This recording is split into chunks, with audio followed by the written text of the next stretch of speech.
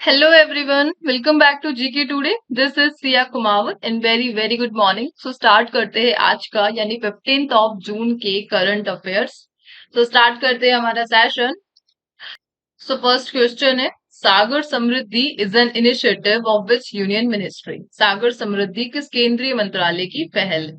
सो answer होगा ministry of ports shipping and waterways, जिसके लिए रिस्पॉन्सिबल यूनियन मिनिस्टर कौन है? सर्बानंद सोनोवाल.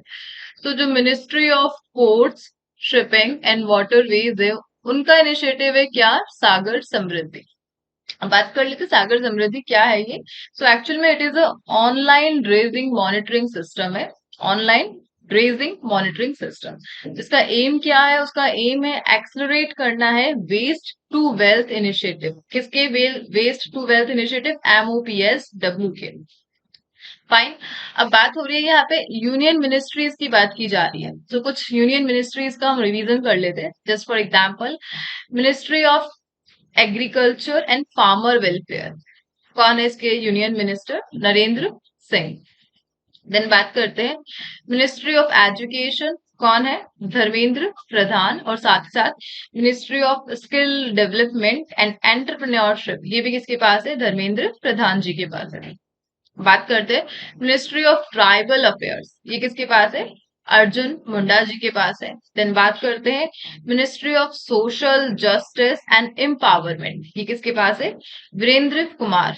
देन बात करते हैं ministry of heavy industry and enterprises, public enterprises, किसके पास है?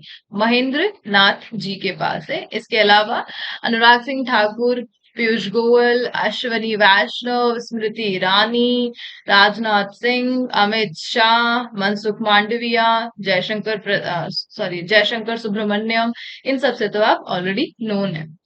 आगे बढ़ते. सो नेक्स्ट क्वेश्चन है विच यूनियन मिनिस्ट्री अनाउंस्ड द अंतरराष्ट्रीय योगा दिवस मीडिया सम्मान. सो किस यूनियन मिनिस्ट्री ने अंतरराष्ट्रीय योगा दिवस मीडिया सम्मान की घोषणा की है? सो आंसर होगा इसका ministry of information and broadcasting, यानी IT मिनिस्टर कौन है? अनुराग सिंह ठाकुर. उन्होंने अनाउंस किया है अंतरराष्ट्रीय योगा दिवस मीडिया सम्मान. कौन सा एडिशन है ये इसका? सो ये इसका सेकंड एडिशन है. और इस सेकंड एडिशन के तहत टोटल 33 अवार्ड्स दिए जाएंगे. और ओवरऑल कितनी कैटेगरीज में दिए जाएंगे? 3 कैटेगरीज में दिए जाएंगे. ये जो 33 अवार्ड्स है 3 कैटेगरीज में दिए जाएंगे. कैटेगरीज क्या है इनकी बात कर लेते हैं. सो फर्स्ट जो कैटेगरी है वो best media coverage in yoga in newspaper पेपर. देन जो सेकंड है वो है best media coverage in yoga in electronic media. अब इलेक्ट्रॉनिक मीडिया कौन सा? टीवी. और जो थर्ड है वो है best media coverage in yoga in electronic media and that electronic media is radio. So ये 3 कैटेगरीज में ये अवार्ड दिए जाएंगे अंतरराष्ट्रीय योगा दिवस मीडिया सम्मान के तहत. आगे बढ़ते. सो नेक्स्ट क्वेश्चन है which company has initiated a pilot study on vehicles utilising E27 fuel and ethanol blended diesel fuel. So किस कंपनी ने E27 ईंधन और इथेनॉल मिश्रित डीजल ईंधन का उपयोग करने वाले वाहनों पर एक पायलट अध्ययन शुरू किया है? So a pilot study on vehicle utilising E27 fuel and ethanol blended diesel, ये किसने किया है? HPCL ने किया है, यानी हिंदुस्तान पेट्रोलियम कॉर्पोरेशन लिमिटेड, जो कि एक महारत्न कंपनी है. सो ये जो पायलट स्टडी चलाई है HPCL ने, जो इनिशिएट करी है व्हीकल्स पे, किस टाइप की व्हीकल? जो E27 fuel plus ethanol diesel को यूज करते हैं. सो इसका एम क्या है? सो एक्चुअल में इसका एम है कि प्रमोट करना है क्या? एथेनॉल ब्लेंडिंग इन गैसोलीन. और कब तक? 2025 तक. तो ये प्रमोट करना इसका एम रहा. अब यहाँ पे HPCL यानी महारत्न कंपनीज की बात की जा रही है. सो हम महारत्न कंपनीज टॉपिक पर बात करते हैं. सो अगर इंडिया में देखा जाए तो ओवरऑल कितनी महारत्न कंपनीज है इंडिया में फिलहाल? सो 12 महारत्न कंपनीज मिलेगी, जिसमें से जो फर्स्ट वो कौन सी है? BPCL है.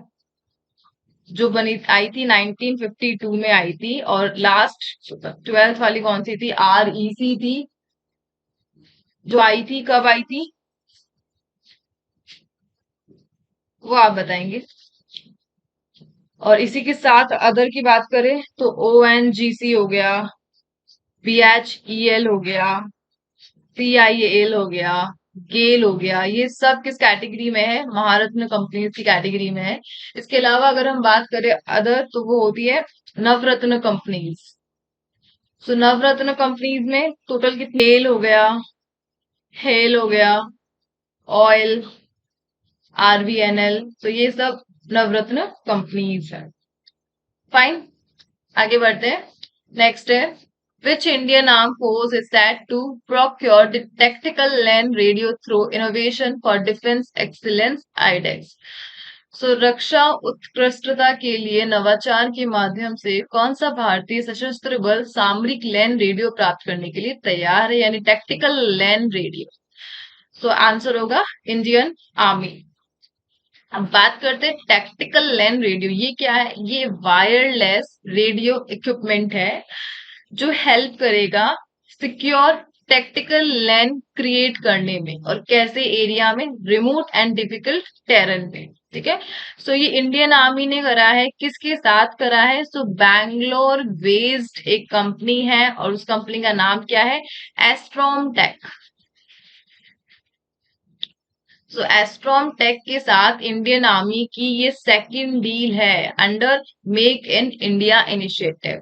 इसी के अलावा एक डील की हम बात कर लेते, इंडियन नेवी की डील हुई थी, किस चीज के लिए, the thing is LSAM-15 yard 125, और किसके साथ हुई, तो वो जो कंपनी जिसके साथ इंडियन नेवी की डील हुई वो थाने बेस्ड कंपनी है, उसका नाम क्या था, सूर्या दिप प्रोजेक्ट।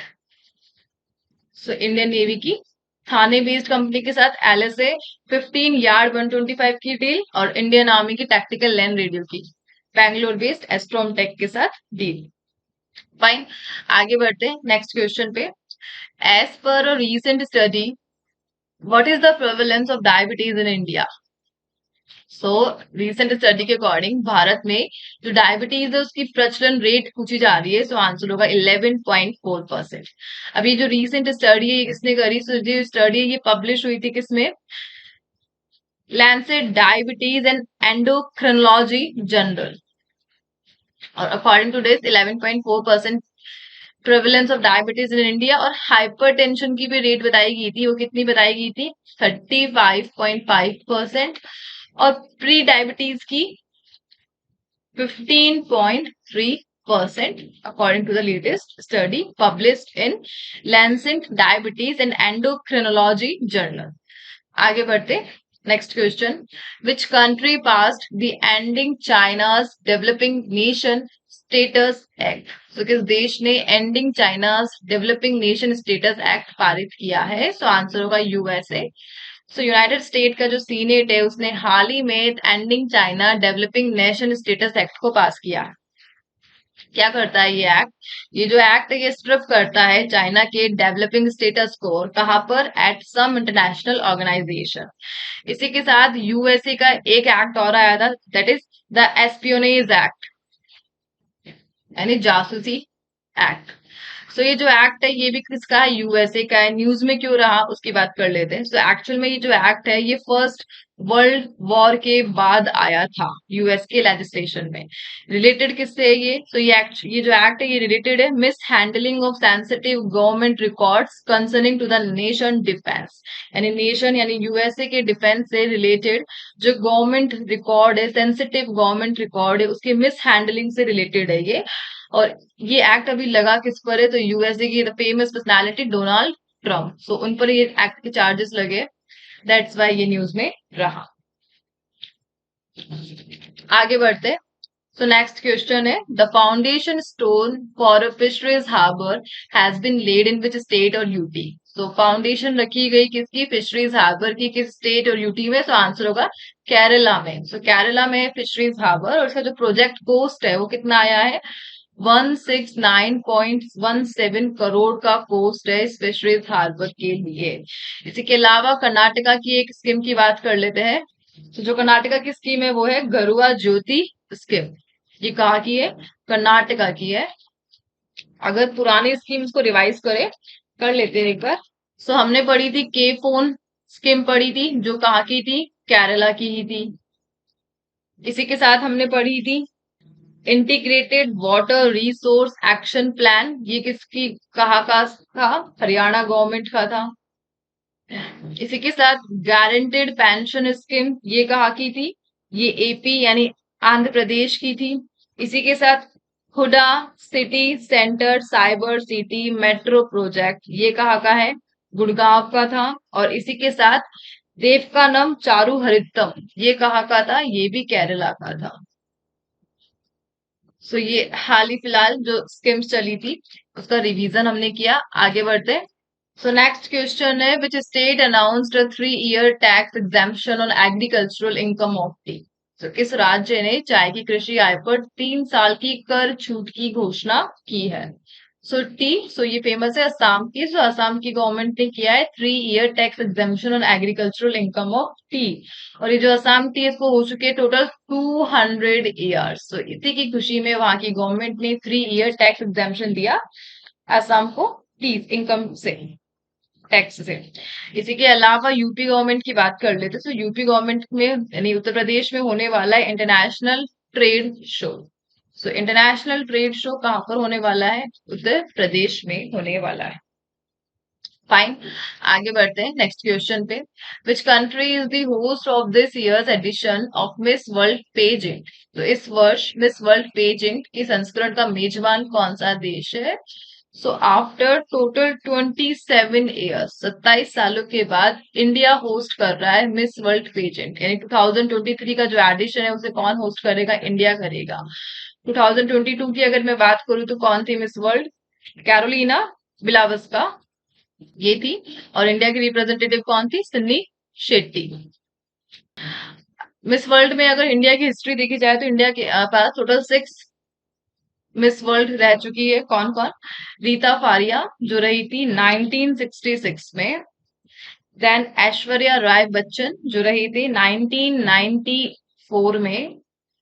देन बात कर लेते प्रियंका चोपड़ा जोनास की जो 2000 में थी। डियना हाइडन जो थी 1997 में। देन युक्ता मुखी जो थी 1999 में। And then Manushi Chhillar the recent one 2017 में। फाइन, आगे बढ़ते हैं नेक्स्ट क्वेश्चन पे। Union cabinet has approved the revival package of which company with an outlay of ₹89,000 crore rupees. तो केंद्रीय मंत्रिमंडल ने 89,000 करोड़ रुपए के परिव्यय के साथ किस कंपनी के पुनरुद्धार यानी रिवाइवल पैकेज को मंजूरी दी है? सो आंसर होगा बीएसएनएल। सो बीएसएनएल के रिवाइवल पैकेज को अप्रूवल मिला है यूनियन कैबिनेट से। और कितना अप्रूवल मिला है? 89,000 करोड़ रुपीज का। सो ये अमाउंट भी इंपॉर्टेंट है, आउटले भी इंपॉर्टेंट है। और किसको मिला है? बीएसएनएल को। बीएसएनएल को बात की जाए तो न्यू दिल्ली में आपको हेडक्वार्टर मिलेगा। 15 सितंबर 2000 में ये इसका फाउंडेशन ईयर है। और एक सीपीएसबी यानी सेंट्रल पब्लिक सेक्टर कंपनी है ये। और एमडी की मैं बात करूं या चेयरपर्सन की बात करूं तो वो कौन है? प्रवीण कुमार है। फाइन, सो ये हो गए आज के जीके टुडे के टॉप एमसीक्यूज। अब आगे बढ़ते हैं। सो ये है आज के कोई सेशन, आंसर करना है आपको इनका कमेंट बॉक्स में। सो इसी के साथ ही सेशन होता है कंप्लीट। आई होप आपको अच्छा लगा होगा। इनके आंसर आप कमेंट बॉक्स में दे दीजिए और मिलते हैं नेक्स्ट सेशन के साथ। Till then, take care and do revision, revision and revision.